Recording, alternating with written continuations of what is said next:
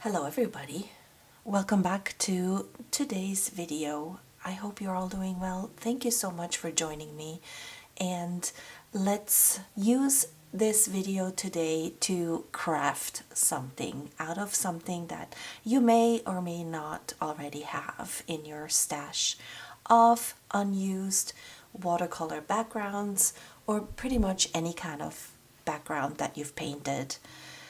I have this piece of watercolor paper that I painted. I love the way it looks on its own. I don't want to do anything else to it. I love the colors that I chose and the layers that I built up, but on its own, I am not sure it works. I have not tried framing it. It probably would look really great. But what I want to do with this piece is cut it in different sized squares and then put it on another paper. So that's the plan for this one. I'm gonna take my paper cutter, and I think I want to start, I don't want them too big. I don't have a frame for it yet. I know I need this kind of frame here, like a shadow box frame, so that I can have different layers, but I know I want it bigger than this. I think this one is a 5 by 5 inch, so maybe a 6 by 6. So what I'm getting at is that the squares don't need to be huge. Also, I only have a 6 by 9 that I am working with, and I want to be able to use it all up, but I also don't want to run out of paper, if that makes sense. So right now I'm cutting 1.5 by 1.5 squares, and depending on what you're ending up with, it may look very cool, or the ones that don't look so interesting, you can put on below the one that looks better. Like, for example, this one has a little bit more interest because I have a lot of colors on that one. So I'm just gonna go through all of these and cut them to size. Are we ending up with another? Oh, yay, that worked out really well. I did not plan that. I thought I was going to have leftovers. So I think I will continue with another set of 1.5 inches. For some reason, either my paper is not cut straight, or the this cutter sometimes, or the paper moves. The cutter sometimes doesn't cut in a straight line, so I always have to check and make sure. I really love how these turn out as smaller little canvases. If you haven't watched how I make pendants out of these old backgrounds, I will link it down below, or link it at the end of the video. You can easily make these into earrings or pendants. That's also an option, and I have thought about doing that, but I already have a bunch, and so this is another great way just to use up what you have and create something new or even better with it.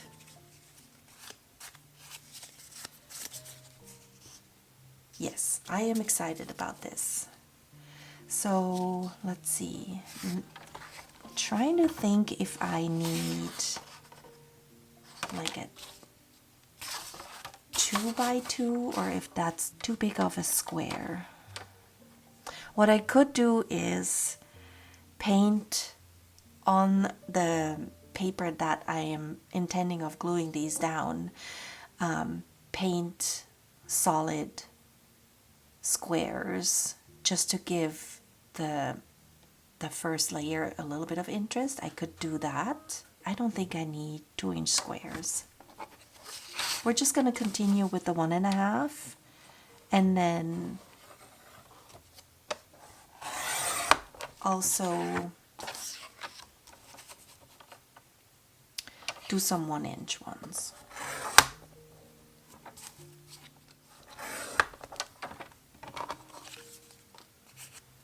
I might even be able to make 2 out of this, so who knows. This is very busy, so I think I'm gonna do a 1-inch on that, just because I get a lot of color variation.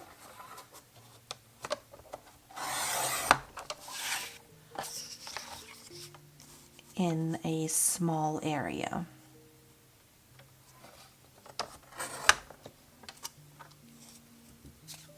So 1.5 versus 1.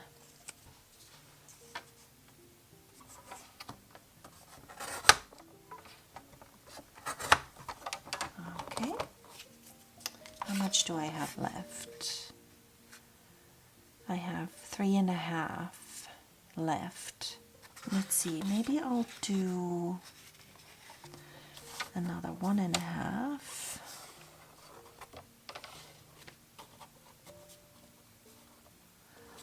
With the side.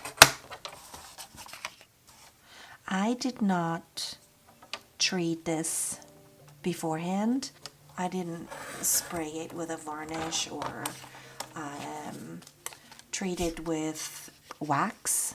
I have a 2-inch left. I think I'm just gonna do 2 1-inch strips for the remainder. What was I gonna say? Right, I didn't treat this with anything because I know what it's going to be used for. I'm gonna put this behind glass or some kind of acrylic, so it doesn't get splattered with water. It's gonna be safe, and even though I have the pink in here, which is a fugitive color, if I'm gonna be smart about how I place these, the pink won't be up top so that it is exposed to the sunlight.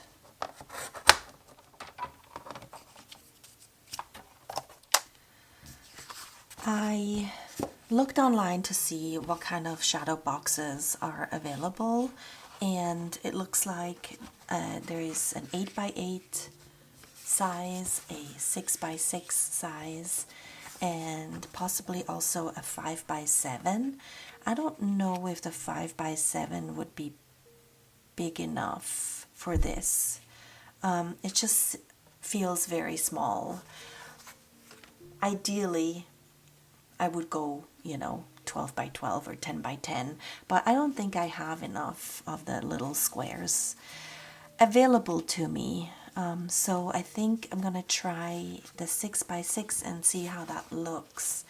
And what I'm using as a background right now, I don't know if I'm gonna change that, but it's just the hot pressed watercolor paper. The paper is very smooth, and I think if it is only a background and the edges aren't exposed, that's perfectly fine to use. Also, it will help with the adhesive that I'm going to use. I want a flat surface so that the puffy sticker has something to hold on to. And I also thought I had cleaned these all up, but my paper cutter apparently has a hard time going through the thick watercolor paper. So I went ahead and I cleaned up the edges a little bit, and now we get the fun part of attaching these to the ground paper. And like I said before, I'm a little worried, not too much, but I'm a little worried about larger pieces of the pink being on top. But if I put it underneath, then I don't have a problem with that. So I think, I don't know, I might use only the bigger ones for the bottom and then add the smaller ones on top.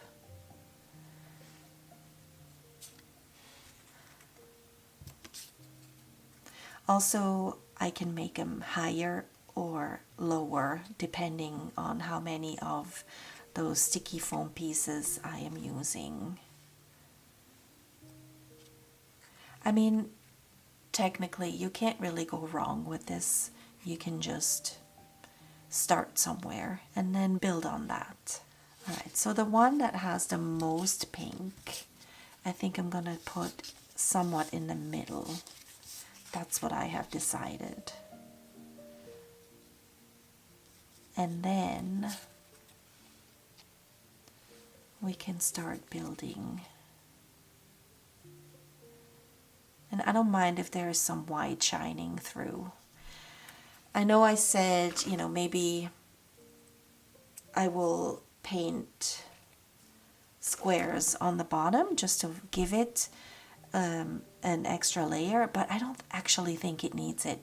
These squares are busy enough and I have plenty. I can probably even use the 8x8. Now this is the Canson watercolor paper. It does have a little bit of a texture on one side and the other side is not super textured, so that's also a good option. I'm going to find my sticky tape and then I will be back. Okay, I chose a regular glue for the first layer. And by regular glue, I mean the pH neutral adhesive that I love so much that I have also been using for my pendants. And just to make my life a little easier, I'm not gonna try and find the middle of the page because otherwise I would be sitting here forever trying to measure and get it just right, and that is not the point of this exercise. Alright, so then I think I might use another one that has quite a bit of pink in it, and this one looks to be the candidate.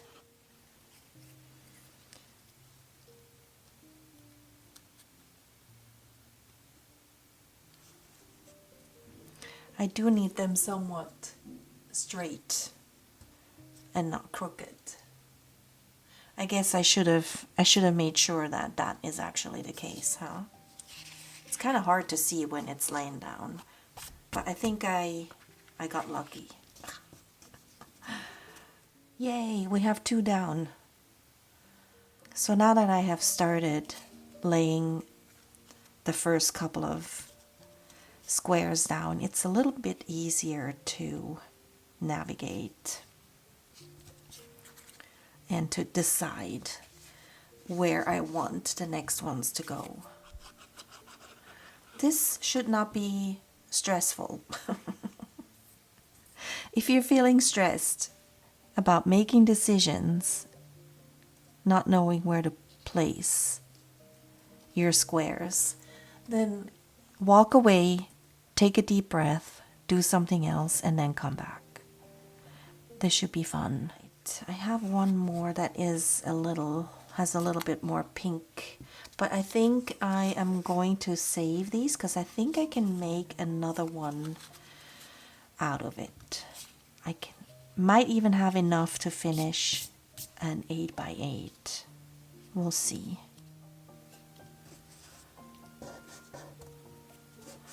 Also, maybe that's obvious, but choose a backing paper that is a little bit more sturdy, maybe a heavy cardstock.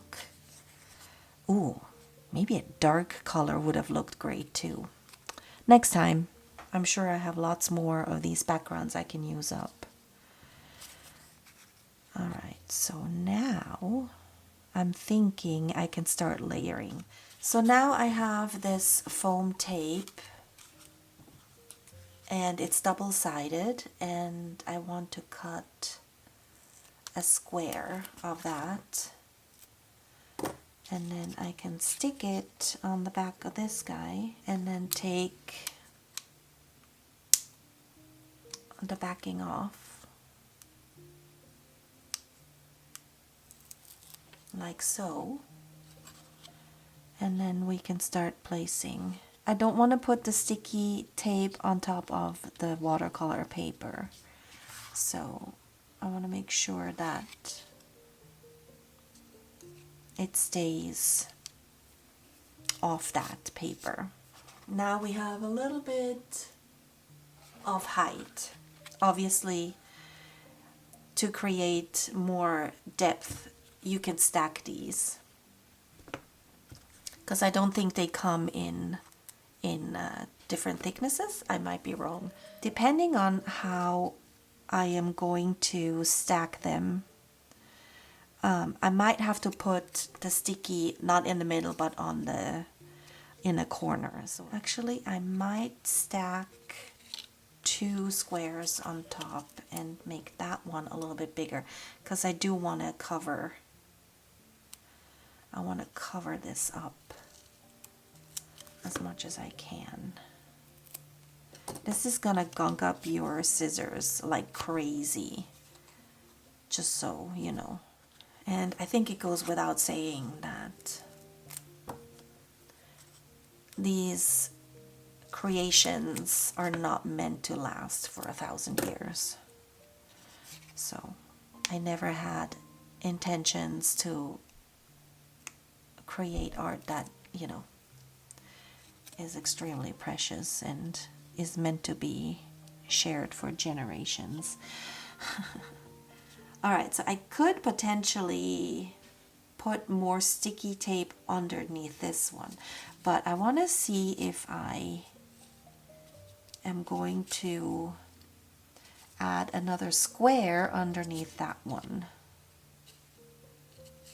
So maybe I'll just do a short, like a thinner strip. So this one goes here, and then this one here, and then this one is going here in this corner. Alright, so now we're gonna place this guy here.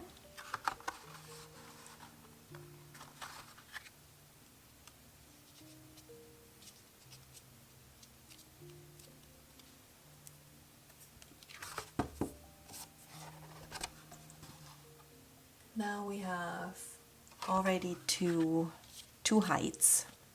This sticky tape is going to be the bane of my existence, honestly. It's so sticky, it goes on everything. Crazy. Alright, I think I am going to use the next one over here. And that one only needs 1 square. I mean, look at my scissors. Maybe we'll go like that. Oh, I gotta make sure I don't glue it on top of the paper is what I said, right? Alright, right there. But a little down. There we go. What a fun way to create some art. See, I should have thought ahead, because now I have a sticky right there that is going to be in my way. Otherwise I could have put something else underneath. Live and learn, live and learn. live and learn. Maybe, let's see, put a small one there. Yes. Do I want it raised or do I, you know what, we're gonna glue it down. Because who says you can't have any small squares on the first layer? Nobody. Nobody is the correct answer. And now, should I go like that? Yes. Definitely. But you know what I think I'm going to do is I'm going to cut them a little bit smaller so I can actually fit stuff underneath still. Let's see. Oh yes, now we're getting somewhere. I had to do this offline because getting that tape to cut and off my scissors and then onto the little square is an experience in itself, and I would hate for you to have to sit through this as I'm trying to clean my scissors in front of you. This is, I'm just using a little bit of alcohol to make that sticky release. And now I'm thinking maybe I should use my X-Acto knife. All right, so we have a good section over here. Now, I think I want to add, remember, because we have quite a bit of pink over here, and I do want to, you know, shadow that a little bit. So I think I want to add another big square on top of that one. That one's too similar to this guy. And then just cover that up a little bit, but give this one a little bit more height too. So we're going to be stacking two on top of this guy. And I think I'm going to go a little bit longer instead of square. Well, actually, because I can't really put anything on that side. So maybe we'll do one here, and by one I mean doubling them up. Okay, that actually worked a lot better. So what I did, let me show you. I take my X-Acto knife and I cut through on the roll and I take it off and I put it down. And that works so much better than scissors. Don't use scissors. Now I am going to place this, and I doubled it up so it's double the height of this.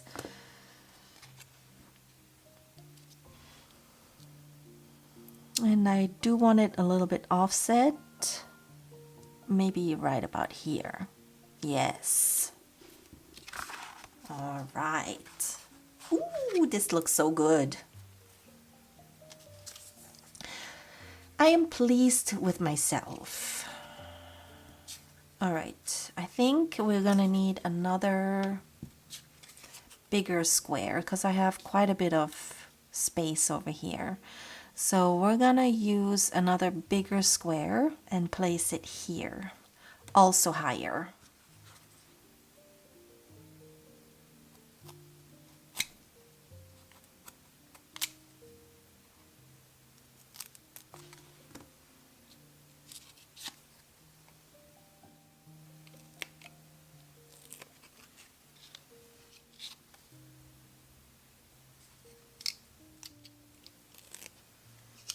See, so much easier.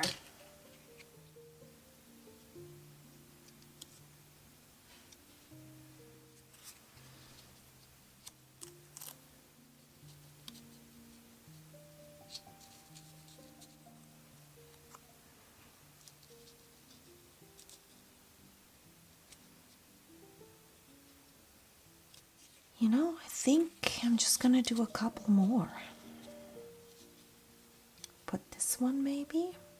Okay, we're gonna slide this guy underneath.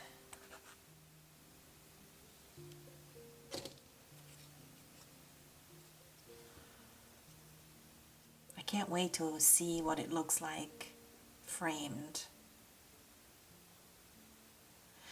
There's so many variations that you can go off. You can even have like just a gold square and put that somewhere and maybe fill in the smaller ones with a solid color. Possibilities are endless.